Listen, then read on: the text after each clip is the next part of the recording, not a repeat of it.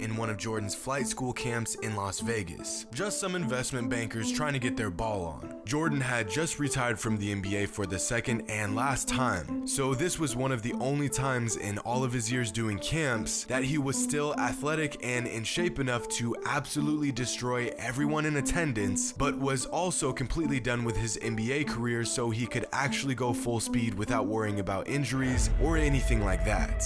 So, Jordan being Jordan, completely bodied every single person that stepped up to him. Jacob from corporate, bodied. Mark from accounting, bodied. The janitor that mops up the main floor restrooms, get wrecked. Every time someone stepped up to challenge Michael, he proceeded to take a giant shit on them one by one. And it's not even like Jordan was wearing his normal baggy sweatpants casual footwear camp attire. Nah, mans was suited up with all basketball gear and some retro 2s on. These poor souls should have known it was over before it even began. But everyone forgot about one person. My man's John Rogers, the man himself, CEO and Princeton graduate, Ivy League basketball and a summer of practicing with Jordan all leading up to this moment. Game to 3, one-on-one with the GOAT. Before the game even begins, Jordan is already on top of John's head with the trash talking, saying, "Don't be mad at me, I'm just too good for you." Don't be mad at me, I'm just too good for you. Well, y'all think I had this camp just so y'all could beat me? John wasn't going to sit back and just take that kind of talk. John uses his lightning quick reflexes to blow past Jordan for a double pump layup off the glass. Michael Jordan 0, John Talk to Me Nice Rogers 1. If you've ever felt accomplished in your life, just listen to the standing ovation John gets from his colleagues after scoring a point on Michael Jordan.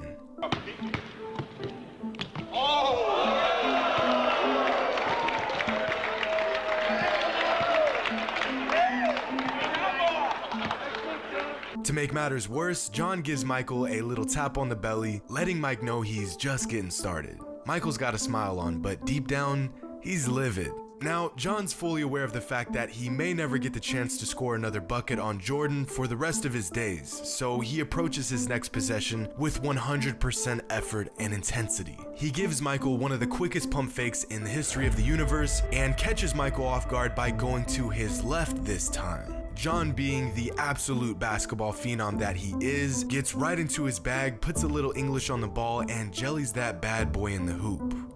2-0. At this point, John's colleagues and friends are gassing this man way the up. Just listen to how rowdy this room is getting. Nice job, John! Now you know these guys are getting jacked up when you hear a full-fledged woohoo! They know they are witnessing history.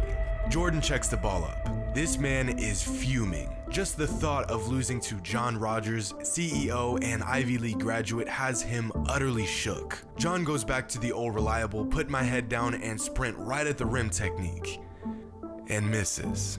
Now, it's Jordan's turn. John checks the ball up and Jordan immediately begins getting inside his head.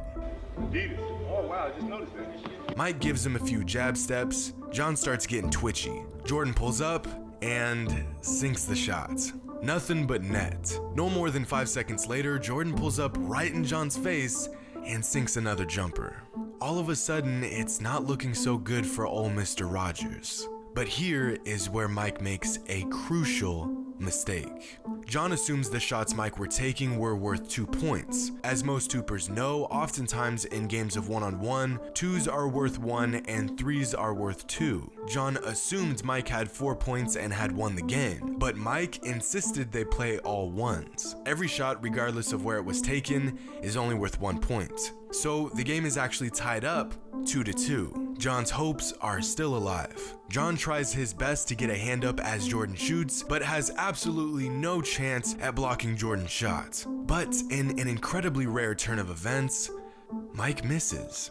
John and his colleagues still have faith. This time around, instead of going back to his unstoppable drive, John puts up a jumper and just misses. Once again, the momentum has shifted, and this time around, Mike is straight ruthless with the trash talk.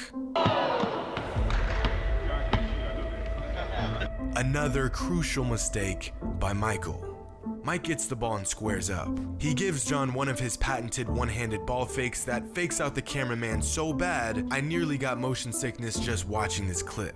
But once again, in what might be one of the rarest occurrences in recorded history, Michael Jordan misses another shot.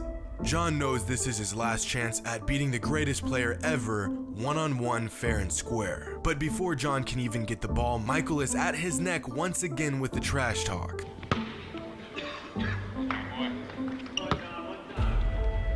Which knee is it? Which knee is it? Right. Don't ever give away that. Don't ever. And this would prove to be the final straw.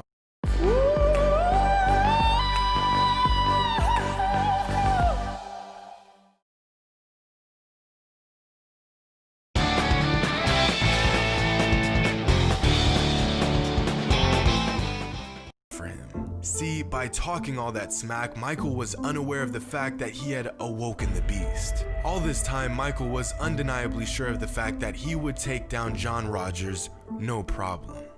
But today was John's day. That's right. Oh no! With one of the most historic displays of basketball, John stares down the GOAT himself, takes a deep breath, and dives down at the basket. John goes up, but Jordan goes up much higher. John has to readjust mid-air and puts up a circus shot off the top of the backboard, followed by those two beautiful words. Oh no. That's right. Oh no! Oh no! The room erupts with excitement and, well, disbelief. This man, their boss, an Ivy League grad and CEO, took down Michael Jordan in a game of one-on-one. Truly one of the greatest regular guy feats in recorded history. After the game, John was interviewed and